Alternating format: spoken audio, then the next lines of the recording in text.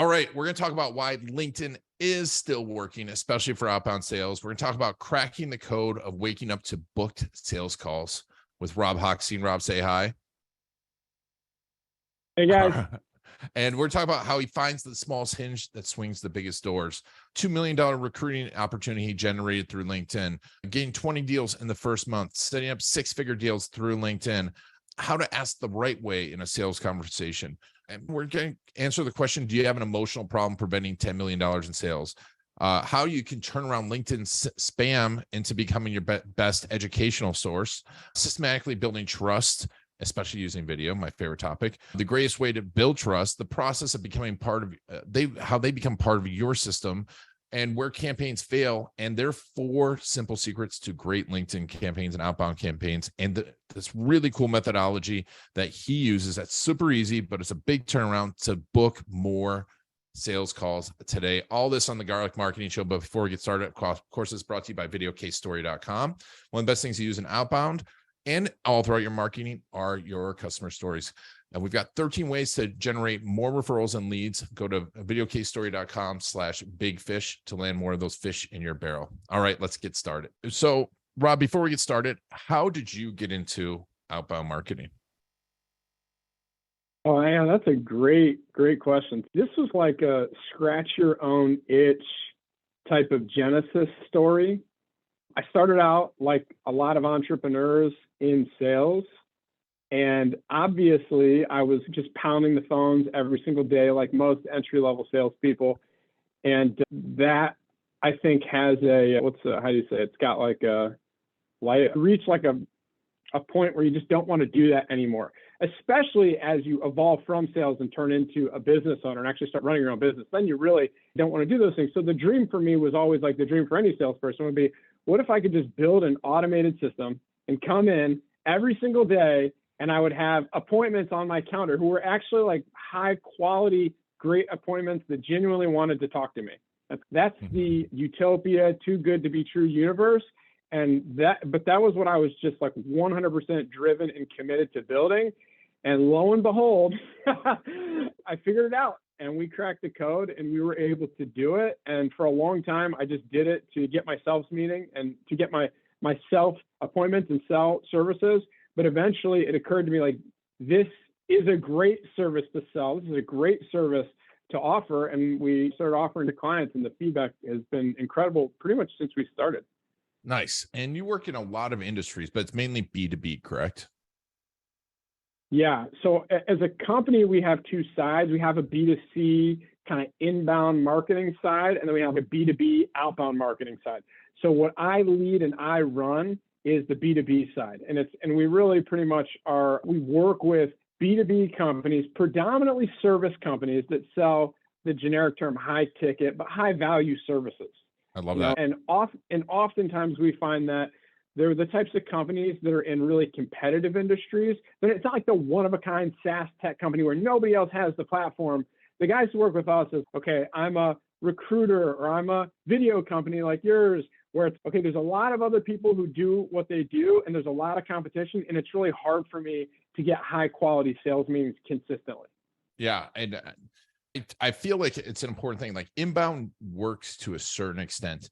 And like what we do helps, it complements what you're doing. I don't think you can completely get rid of marketing. You could, but you can't. I don't think you really can grow a B2B company without some sort of outbound platform to a certain extent, unless you have something crazy unique, like you said, Kenya. Yeah. Honestly, just as a marketer like you, like, I'm just a diehard believer in all marketing. I think that you want to look for the smallest hinges that swing the biggest doors. Mm-hmm. And I think that oftentimes outbound can very easily be that for somebody, but inbound can too. It's really company specific, but always the ideal scenario would be a combination of both, because they are synergistic. And if you're consistently doing outbound and you have a strong inbound strategy and presence, you're going to get a better ROI actually on both strategies and channels simultaneously. So they help each other out. Oh, 100%. I see this all the time, because it's like, also, if someone doesn't have that sales on the, like we do a lot of inbound, if they don't have any type of sales on the inside of that, like we had one client, we got 400 and some leads for, and he closed 10 of them. And they were great leads, like I was going through them, highly qualified leads, because they don't have a strong sales component inbound. It's been working. Tell me about some of the success stories, because we are doing some of the case stories. There's some amazing ones, but I want to hear from you about some of the case stories. So, yeah, I'm trying to think of what a really good one would be. So I just got an email yesterday, actually, from a recruiter who's a client of ours. And he was just giving us some feedback of, here's the activity that we've gotten. And I was going over it. It was just amazing. And probably the past 4 months, he's got a CEO search, a COO search, meaning he's got clients who he's placing a CEO as a role for, a COO as a role for. He placed a senior level software engineer, and then he got 2 monster opportunities. So one of them is like a government contract, actually, that this company received, and they've got $2 million to put towards hiring of something like 50 to 100 roles. Wow. So $2 million opportunity, came in off of cold outbound, didn't know the guy, hit him up on LinkedIn, and next thing, it's about as good of as it'll be the biggest deal he's ever closed in his 20+ year career. So that's monstrous. And then the other one, I can't remember the details around, but it's a really rapidly growing company. They're doing a few $1 million, but they received investment, and they have kind of like a game plan to run towards the $100 million mark, which is going to require a lot of roles filled. That's just 3-4 months worth of a campaign, and it's driving. He's got multi-7-figure opportunities, and then he's already closed 6 figures in opportunities. That's a great example in a highly competitive industry, and right now what a lot of people would consider as a tough economy. It's a beautiful example. That's amazing. And you've worked with IT companies too, right? I think that's a huge opportunity, right, for IT companies. Yeah, so it's funny because when we started doing IT campaigns, we didn't know that, like, apparently what I've learned now is that there's like a little bit of a stigma around the industry as being like really challenging to have a lot of success in terms of generating high quality leads. So I didn't know that. And so we just approached it like we would approach any client. And we have a due diligence process. We interview our clients. We have them fill out a questionnaire. We try to go deep and really understand, okay, what is your core value proposition? How do you differentiate within your industry? What makes your business unique? We like to understand how do your clients, how do you want them to view you? What do you think? Are there any types of like biases they have about people who sell in your industry? So I like to just try to understand the context of the overall selling environment before we build the campaigns. And then we take that in, we kind of, and we're really big on, because we want it to sound authentic, we really are big on, okay, what's like the language you use as the client when you speak to your ideal prospects? So then we take all that, we kind of have our formulas for here's what works and here's what doesn't work. We put it together. We did this for the IT guy, put together, and boom, like right out of the gate, I think the first month of the campaign, he got over 20 positive replies. And now he's just a few months in, and he said he's closing his first 6-figure deal right now. That's amazing. Yeah. That's amazing. And then we worked with a bunch of other tech and IT companies, actually, but this guy is like just a core IT MSP, very kind of typical type of IT company. Now, before we get into like the idea and the thought process behind this, I want to, because at this point, a lot of people, and I'm seeing this a lot, outbound/LinkedIn outbound, cold messaging, it bothers me. It doesn't work. I think that's head trash, because, and we talked about it too. I'm like, don't you need to warm up? Don't you need to be kind to the person? But it's not the fact, is it? Right? You should be asking for the sale right away. Yeah. So it's a really interesting conversation. And like you said, like we talked about this. So when we started running your campaigns, you were like, hey, should we do a softer ask? Should we start more conversationally as opposed to just going straight for, hey, let's have a sales call, essentially, right? Yeah. And we have that conversation a lot. And there are cases where you can do that and that can work and that can be the case. But ultimately, like I said to you, is there's a bunch of people out there right now who are literally like, they're ready to buy exactly what you sell. And if it's communicated to them appropriately and professionally, and if it's pre-framed the right way to make them feel like, oh, so this is a great one, to make them feel like they could potentially trust you. So this is what I say. Typically, when people do cold outreach, the whole objective is to, obviously, it's to start a sales conversation. But how you do that is you make people feel like they could potentially trust you. So the problem is that when most people send cold outreach, if you said, hey, what's the level of trust on a scale of 1 to 10? Most people are at like a -5. You get the message and you're like, no way, I don't trust this person. There's nothing trustworthy about them. And I could go into the layers about all the reasons why that is, but there are a lot of reasons why that is, obviously. And so our whole philosophy on trust is, look, doing cold outreach, you're never going to get to a 10 out of 10 on trust because they have no reason to actually trust you. But if we can just build a communication sequence that can get you to a 2 or a 3 on the trust scale, you literally receive results 3, 5, 10, 20 times greater than the average, because they feel like, okay, maybe I could trust this guy enough. I'm willing to jump on a sales call and talk. And you're tapping into a portion of the market that already wants to buy what you have. And so now they're ready to go when you actually talk to them. Yes, 100%. And what I found too is that, like, I'll be honest, we didn't get a flood of calendars, but every person I talked to, it's like we talked to 3 people when we sold 2, and we have a follow-up with 1 on the first call. Yeah. On the first call. And I'm not talking about selling a $500 deal. It was a 5-figure deal on the first call. And fair play to my team. We warm them up after we get the appointments. We send over some videos of how this all works. We send over examples of it working well. And then we have, I would say, a pretty good offer that we've had other people look at. So it's not like you're like, hey, do you want to buy this? But the call's been great. It's a great conversation. I've had some people that were frustrated that I don't usually accept people, and then you give me a sales pitch right away. I'm like, LinkedIn is about business, and this is a sales platform. We all are trying to sell something, right? Yeah. So 2 things about that. One is, I'll say this. You are actually early in your campaign, and your activity will probably double, triple, quadruple, and you'll still see that same quality. So once you, that will be amazing to see. But obviously, like, for just having those 2 sales right out of the gates in the first 30 days, that's incredible, because people run campaigns for months and don't see a sale like of that size. Yeah, exactly. I'm very happy with it. And that's why I brought you on, because I think it works. And I've been thinking about this a lot too. And because as marketers, we talk about warming things up. And I do have other campaigns that warm up, and we've had a ton of leads, and I've spent so much time, and we're overall slightly below break even over the course of $1 for $1 over the course of 6 months. And that's not good. And I've had tons of conversations and no sales. Whereas with this, if I'd rather have 2 sales conversations that are ready to buy than 200 conversations that are thinking about it. And because it's 100%. from time spent, it's a huge difference.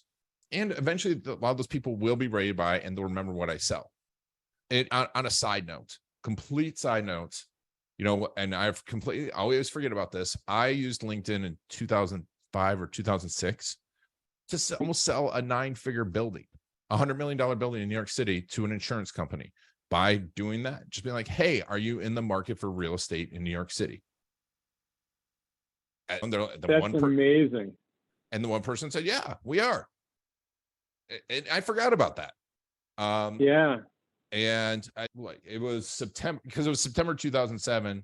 They came over, looked at the building, and then a week later, the credit default crisis started. So it was not the best timing. But that's the timing thing. But you generated the lead. You generated the lead. A 9-figure lead, right? And just being consistent about this, I think it's fantastic. It's like you said, being professional, but still asking for the sale. Because I think everyone's afraid to ask for the sale these days. I agree. And I think it's just what I said to you is there's a percentage of people who are ready to buy your services right now. They have some form of pain or they have some sort of challenge and they need exactly what you have. Why not focus on the low hanging fruit first? And then once you have a successful campaign, booking meetings with people that are ready to buy, now if you want to basically target a broader segment of the market that's like further up the funnel, okay, cool. Now build additional campaigns and start to talk to those people and build up these conversational value add types of campaigns. So now you're proactively warming people up and you're expanding market share while you're actually closing sales on a weekly or monthly basis. Yep. So I totally agree, but that's just amazing that you teed up a 9-figure deal. I think you've actually outdone me. I don't think I've teed up a 9-figure deal. That's incredible. There was a benefit because it was like 2006, and when you got a LinkedIn message, it was like everyone read every LinkedIn message because you got 4 of them ever. Yeah. It was like getting AOL mail in 1995. It's, oh my God, I've got mail. You were an early adopter.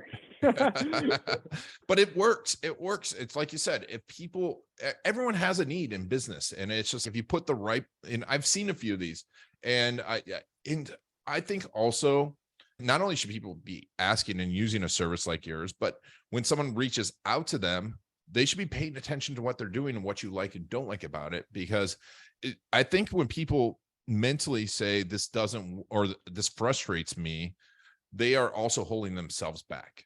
Don't you? You know what I'm saying? Because it's, this person is frustrating me. Oh, totally. I think there's a couple points to that, but ultimately, as a business person, I don't think you should be like so emotionally tied to strategic objectives, right? It's almost, I personally don't like it when people reach out to me on LinkedIn. It's okay. If you could do $10 million off of sales using cold outreach on LinkedIn, would you personally have a problem with an additional $10 million? It's like, I just don't, I don't relate. And it's funny too, because oftentimes you'll see people who get irritated. Like I had a guy respond to me like, how the hell did you get my contact information this past week? And it was funny because when I looked at his profile on LinkedIn, he's a CEO of a business, and everything in his profile was about like strategically growing revenue, hitting sales targets. And I'm like, dude, you're like the spitting image of like the sale, like the revenue grower, business grower, salesperson. And you're getting irritated that somebody's essentially cold calling you? Come on, man. That's classic business, cold calling. It's like, it's as good as it gets in sales. It's necessary. And it's, hey, do you have this problem? I've got a solution. And I think back to listening to audiobooks in New York and listening to Zig Ziglar talking about it, is if you don't ask for the sale, you're a professional conversationalist. You're not a professional salesperson. Yeah. That's so funny. You're bringing back like the old guys. Yeah. I used to read Brian Tracy, Zig Ziglar, even like the old Dan Kennedy stuff. When you're a marketer and you're an entrepreneur and you're a salesperson, and unfortunately, most of us are all of those things. Yeah. I think, like you said, I think you should have some appreciation for it, and there's never any reason to get irritated by it. And I think that you should have a student's kind of mind. So if you are seeing, or if you feel, hey, this is really annoying, all these people are reaching out to me on LinkedIn, one, that's a sign. If a lot of people are doing it, it's probably a sign that people are making money on it. It works, one. And then two, now given that context, let's look at these messages. What are these people doing? Do any of these things look like they could work? What can I learn from this? Because I think that's how I approach everything. Anytime I'm seeing marketing that I think is decent, I'm trying to notate, I'm trying to learn from it. And I think that it's a really, I don't know, I mean, the best way to say it, it's like a really inexpensive way to learn and make money is just by paying attention to what you're getting, what people are trying to sell you and what their process is for doing it, and evaluating that and trying to determine if that's a good fit for yourself. Yeah, it's funny. My wife hates it because anytime we're on vacation and someplace that there's timeshares or whatever, and those timeshare people hit you up, I'm signing up for all of them because I'm like, I want to go watch what they do. Yeah. Because that's great. It's the hardest sale in the world. And these guys are experts. If you watch them, I'm like taking notes. I'm like, I actually, when we did buy into a vacation club, and I'm like, the part of the criteria, I'm like, I need all your sales materials. And I got like their sales materials because That is amazing. because I'm like, this is fantastic. You guys are great. And I want to learn. But to your point, it's like, this is such, you can get frustrated about it, or that's just great advice. Get frustrated or learn. You can't do Yeah. both. No, yeah. And I love that you did that. Like, I've never done that. And now I'm like, holy shit, I would love to do that. And I'm the exact same way. I love to see. So, a term that I've been using with clients when evaluating sales processes, because we're trying to understand your sales process so that we can build campaigns to sales meetings, is systematically building trust. Okay. Because, like, in a competitive industry, the perception of a lot of buyers is like, hey, all these people do the same thing, right? And so in order for you to break through the noise and get the meeting, and then even once it further close the sale, you look at all of the core ways that they may have distrust in your type of business model or your type of service or your industry. And then you're systematically looking to basically build trust around those like actual specific pain points for them. And guess what? One of the best ways to do that, like we've discussed many times, is video, right? Yep. And video is one of just like the greatest ways right now, because it's just, I don't know, what else can you do? It's the most engaging form of interaction besides actually interacting with a person one-to-one. And it's a multiplier, right? If we do a video of you and you speak to your prospects, we can go send that video out to 10,000 prospects, and you didn't have to say the same thing 10,000 times. And that has been, like we talked about in the beginning, one of the greatest ways that you can systematically build trust, and you can evaluate, hey, what are my most common objections in my sales process? Okay, we can, like you talked to me about, we can build content around these things. What are your clients, what would you love your clients to tell your prospects? So instead of you doing the selling, you can do a video case story, and your clients can do the selling for you. So like that stuff is just, it's so incredibly powerful. And like you and I know this, obviously. And guess what? A lot of, I think, entrepreneurs, they claim to know this, but the question is not, do you know this? Are you executing on this? Are you leveraging video? Are you leveraging cold outreach? Are you leveraging this knowledge that you have? And have you proven to yourself, literally proven to yourself, that it does work? Not just, oh yeah, I was sold these things, so I know it works. It's okay, but are you monetizing what you know? Because it really does take things to another level. That's why these guys that you've talked to have closed so easily, because by the time they talk to you, they've already listened to you for an hour or 2 hours or whatever it is, even 10 minutes watching videos, so they feel like they already know you. Yeah, no, definitely video works, but I think this way of delivering it is so important, because it's so pinpointed, and it's people on LinkedIn for business, and you know who you're sending it to, and your hand sending it to them, and you know when they've seen it, and you can redeliver it. And so I want to talk a little bit about your process, because obviously it works. You're making 6 and 7 figures regularly for clients using your outbound process. What's the process of working with you? You don't have to give away all the secret sauce, but I want a little taste of the secret sauce. So yeah. So here's what we do. So in terms of process, the way it works is, like I was saying earlier, like we have this onboarding process where we go through a questionnaire, and we try to go a little bit deeper than probably most questionnaires go. We schedule an interview to really interview you on that questionnaire, and really we want our team to feel like they're a part of your team, because we will become the tip of the spear for your team. We're in the market every single day trying to drum up new business, and we want it to come from a place of really understanding who you are. Okay. I would say we've got a very tight onboarding process, and then we build out all the tech and all that fun stuff. Campaigns go live. Typically, like you've seen, most clients get like 5 to 10 new sales meetings right away, like within the first 30 days. And I think that in itself just is a testament to like our understanding of what's proven to work. But we consistently refine it. We get better, and we get more and more, like you will see, like we can actually scale that volume up, like we were talking about before we started shooting. But in terms of process, here's the high level. And I think that one of the most common objections we get when we talk to prospects is, and I'm sure you could relate to this prior to working with me. And you've also probably heard this because I know that you network with a lot of other entrepreneurs. They say, oh, we've tried Outbound and it didn't work. It doesn't work. We tried it, it failed. We just pissed a bunch of people off or whatever people say, it didn't work. And what we did was we designed our services in a very contrarian fashion. And the way we did that was we looked at all of the ways that these types of campaigns can fail. Okay. Yeah. And so by understanding the breaking points, now we can proactively design for the highest probability of success, one. And then two, when things aren't going right, we know the core levers and we know which ones to look at. And so now we can actually impact positive change and get the results that we want. So I'll give them to you. There's 4 core components of these campaigns.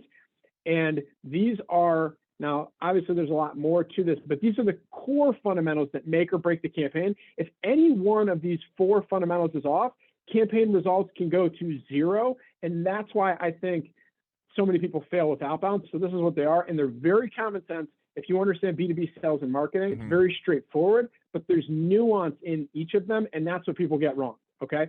So first one is very straightforward. It's just targeting.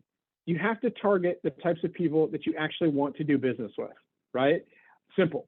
Makes sense? There's nuance to how we build targeting, but at the end of the day, targeting is number one. If you're not targeting people that you could actually sell to, you will never sell to anybody. Number 2 is messaging, okay? As you can probably attest to, and most people can, most of the outbound messages that you receive just aren't that great. They, like I alluded to earlier, they just don't feel trustworthy at all. You have to build messaging that communicates a high value message that makes your prospects feel like they could potentially trust you, 2. So 1 is high value, 2 is they could potentially trust you, and then 3 is you have a call to action that's proven to book sales meetings, right? Or in the case we talked about, or at least you're asking for a sales meeting as opposed to just like you're starting up dialogue. So there are an infinite number of ways that you can ask for a meeting. We've tested probably hundreds, but we boiled it down to, okay, here's the top 4 or 5 that we use that consistently book meetings, and that's what we're sticking with. So now you can see that there's 4 fundamentals, but there's an interrelation between each 4. So you can see targeting and messaging, very simple. If you've got great targeting, you've got bad messaging, it doesn't matter. You'll get no results, and vice versa. So you have to have great targeting and great messaging. And that leads us to our 3rd component. Were you going to ask something? I'm just thinking through. I'm taking big notes. Yeah. Okay, cool. So the 3rd one is sending volume. So as we know, sales and marketing are both numbers games to some extent. And let's say you have great targeting and you have great messaging, but you only send out 100 messages, it doesn't really matter. You're just not going to get that much. So all of these platforms, LinkedIn, email, most forms of cold outreach, even if you have a salesperson, there's a limitation on how much outreach that platform or person can do. And we've designed systems that allow us to send outside of like the standardized bumpers within the platforms and the standardized amounts that most people know how to send. So now you've got great targeting, you've got great messaging, and you can hit a lot of people up. Now you have the opportunity to generate a consistent flow of high quality sales meetings. But the 4th component was actually the one that was most surprising to us. So this is the one that's very interesting. And I'd actually be curious to hear your thoughts on the experience with this. So the 4th one is, if you get the first 3, the natural output of the system is people saying, hey, Ian, I'd love to talk. I'd like to meet with you about what you do. It's like you start getting, we just call them positive replies. They're people who now know what you do and they want to meet with you about it because they're very interested in your services. And so the 4th component is how you book those sales meetings. Because what we found out way back when we initially started was we would just let clients respond however they wanted. And I'd talk to a client who'd been working with us for 6 months and I'd say, hey, we got you 100 sales meetings. How'd they go? And they'd be like, oh, no, I didn't get 100 meetings. I only booked 10 of those. And we'd be like, how's that possible? You had 100 people say, let's schedule a call. And so what we found out is there is a very specific way to book these sales meetings to maximize the conversion rate to get them on people's calendars. And what it comes down to is this, and it's very simple. Most people are selling to either owners and CEOs and like high level owners of companies, Or if you're targeting really big companies, you're selling to like executives, you're selling to the C-suite, you're selling to VPs or directors, et cetera. Like all of us, like those people are very busy. They're not just sitting around waiting for their next sales meeting. Even if they have a need, they still have other people trying to sell them probably very similar services or the same services. And what happens is, what we found that most clients tried to do to book the meetings are two things. One is they would send their calendar link and they would say, hey, so-and-so, just schedule here at your convenience. Business owners and executives do not like that. They don't want to be your secretary. Sending them a calendar link has very low conversion rates to booked calls. And that is a very big reason why a lot of outbound campaigns fail. The second one they would do is traditional classic sales, asking for availability, either just saying, hey, how does next week look, being open-ended availability, or the more traditional cold call closing method where you say, hey, I've got 2 p.m. on Wednesday and I've got 10 a.m. on Tuesday. Which one of those work better for you? What we found is most of those things, those are better than the sending the calendar link. They still don't have the best conversion process. So we developed a strategy that we teach our clients, we train you on it, we coach you on it so you can execute it. And then for some clients, we actually just book the meetings for you, depending on the services. And we've devised the best way to convert these people into sales meetings that you actually run. But that was the most surprising one to me, because it's like you think, okay, I did everything right. I've got great targeting, messaging, and I'm sending. And a lot of people are saying they want to meet with me.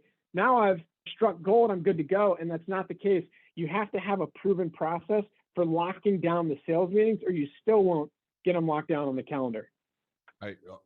That methodology is a game changer, right? It's because also we've had some people reschedule too. And we'd usually go, here's a couple of times. It's not that they don't want to. It's just, I probably have 5 things that I missed scheduling this week that someone sent that I wanted to schedule. Yeah. And I have 2 people running my scheduling, but I just didn't forward it to them, or I felt bad. And I'm like, oh, but if someone says, hey, I'm going to schedule it for this time, that's great. You can always reschedule it. You can deny it, whatever. But I think it's a fantastic methodology. It is. It's a great methodology you have there. And I can't see, I think we probably have the most difficult industry to do it in marketing, because there's so many marketers out there doing this in a bad way. So it's giving people a bad taste in their mouth. But these other industries like IT and tech, I think it's just such a no-brainer for them. It's super smart. And then you throw on top of it the social media marketing. That's another thing too, because I know people are watching the videos, right? But we do that, and then they go watch the rest of our videos on YouTube, and then they come back.